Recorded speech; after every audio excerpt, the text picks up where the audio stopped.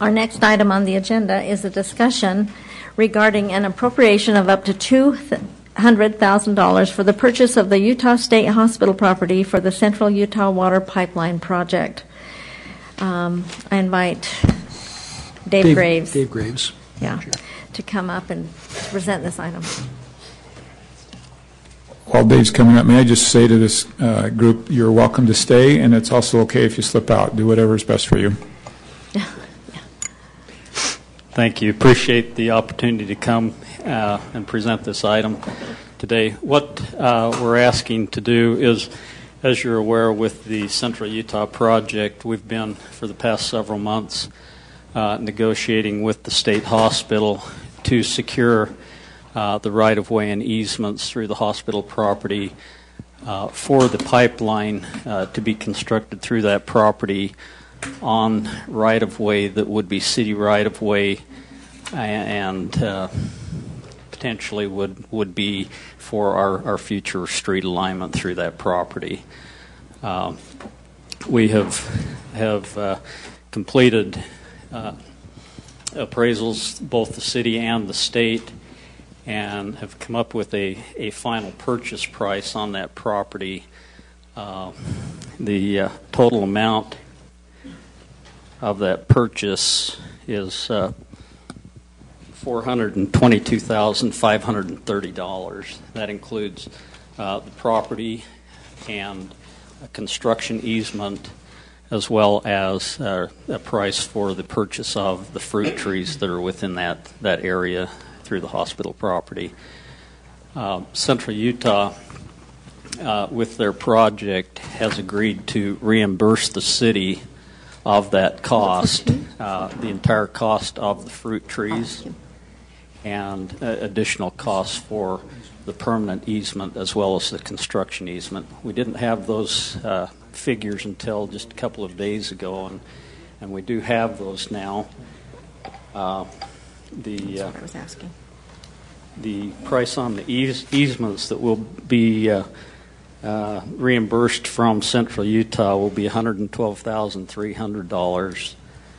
The reimbursement for the fruit trees will be $165,500, and so the difference that the city will end up paying for this, the right-of-way from the hospital, will be approximately $140,000.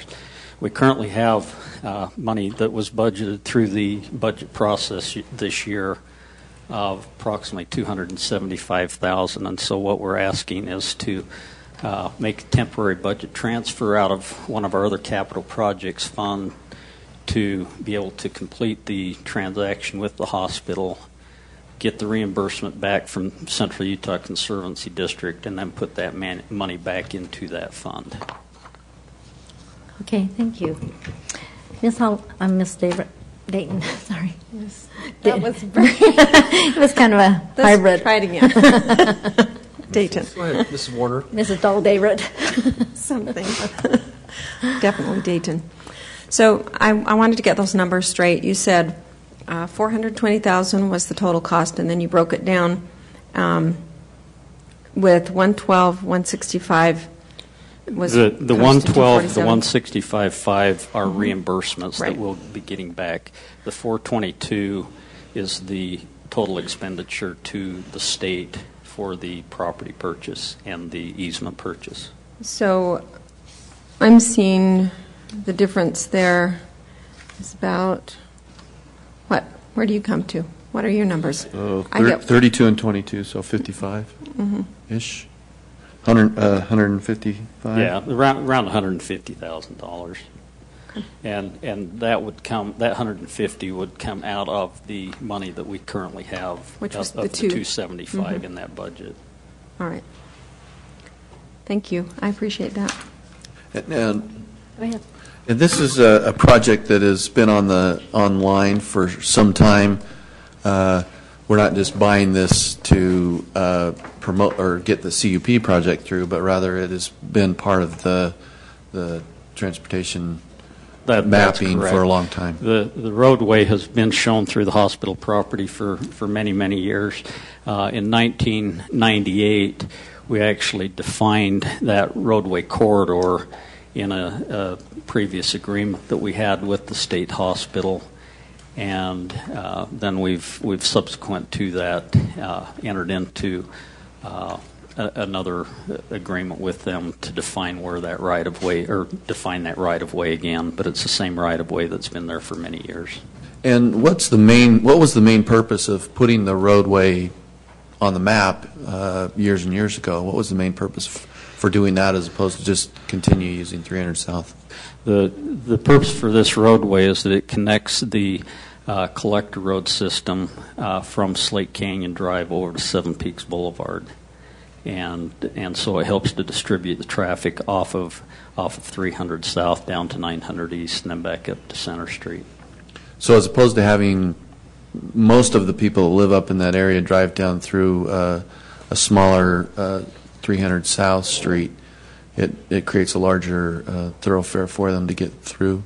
That's correct. The cross section for this proposed roadway will actually be very similar, if not identical, to what we have through the Slate Canyon debris basins at this time. So it'll really only have one travel lane in each direction, a bike lane in each direction, with a shoulder on the roadway.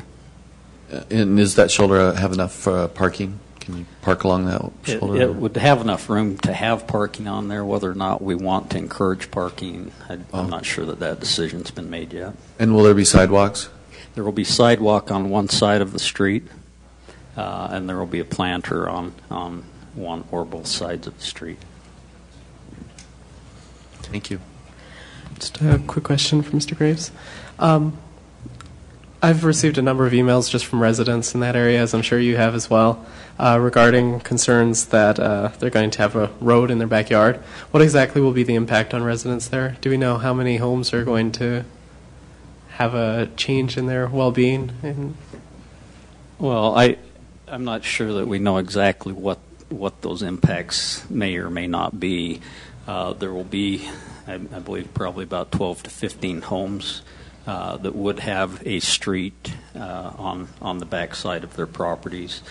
What the Central Utah District has agreed to do is to put a concrete fence wall along those property lines to separate that from the roadway. It'll be very similar to what we currently have on 300 South. Those property owners, I believe, had very similar issues before that road went in, and I think today it seems to be operating quite well. May I address that just a minute?